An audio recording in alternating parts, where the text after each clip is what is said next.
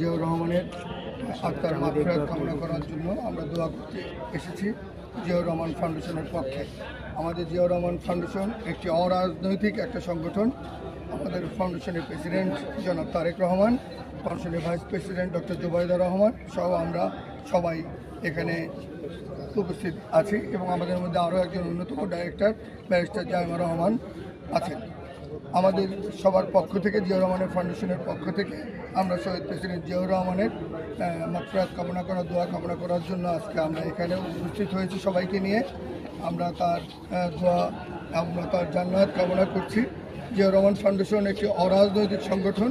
আমরা বাংলাদেশের যখন যেখানে বিপদে আপদে আমরা ঝাঁপিয়ে পড়ি, আমরা যে কোনো রকমের ন্যাচারাল ডিজাস্টার, যে কোনো রকমের সমস্যা, আমরা উইন্টার, আমরা সব কিছুতে, আমরা করোনায় সব প্রবলেমে আমরা বৃক্ষরোপণ, আমরা সব কাজগুলো, বন্যা, প্রতিটা কাজে আমরা একদম অরাজনৈতিকভাবে আই রিপিট, আমরা কোনো রাজনৈতিক ইচ্ছা নিয়ে আমরা এই কাজটা করি না।